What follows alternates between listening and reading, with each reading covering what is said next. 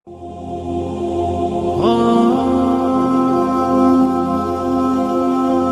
علیکم ورحمۃ اللہ وبرکاتہ۔ محترم ناظرین،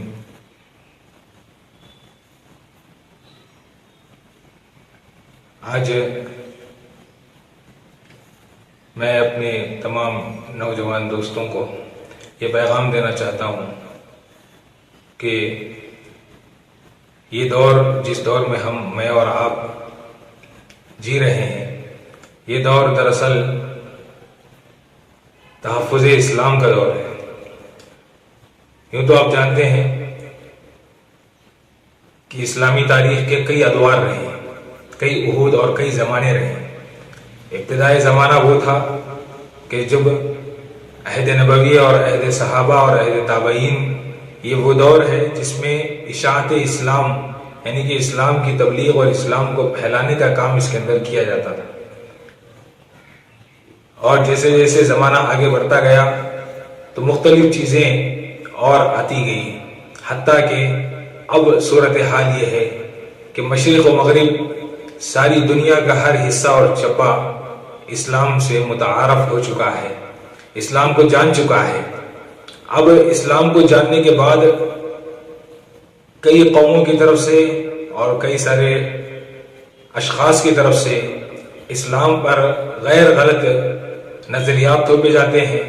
اور اس پر اعتراضات کیے جاتے ہیں۔ اب جو موجودہ دور ہے، یہ موجودہ دور تحفظ دین اور تحفظ شریعت، تحفظ اسلام کا، حفاظت اسلام کا دور ہے۔ اسلام کو پھیلانا یہ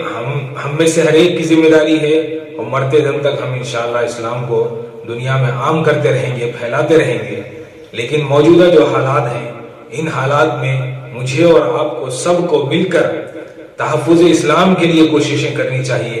اسلام کا ایک ایک لفظ ہم اس کی حفاظت کریں، جس طرح ہمارے آبا و اجداد نے، پہلے دور کے مسلمانوں نے اسلام کی حفاظت کرتے ہوئے ہم تک پہنچایا۔ اب ہماری ذمہ داری یہ ہے کہ ہم اس کی اس طرح حفاظت کریں جس طرح اگلوں نے، پچھلوں نے حفاظت کی تھی، اور ہم حفاظت کرتے ہوئے اس احکامی اسلام کو اور تعلیمات نبوی صلی اللہ علیہ وسلم کو بعد میں آنے والی نسلوں تک ہم من و عن پہنچانے کی کوشش کریں، جس طرح ہمارے اسلاف نے، ہمارے بڑے بزرگوں نے ہم تک پہنچایا تھا۔ ہم یہ کوشش کریں اور اپنی ذمہ داری سمجھیں، میں اپنی ذمہ داری سمجھوں، آپ اپنی ذمہ داری سمجھیں۔ ہم میں سے ہر ایک مسلمان جب اس ذمہ داری کو سمجھے گا تو انشاءاللہ حفاظت اسلام اور تحفظ دین کے لیے ہم میں سے ہر ایک وہ کامیابی کی طرف بڑھے گا، اور اس طرح جو ہے اسلام کی حفاظت ہوتے ہوئے وہ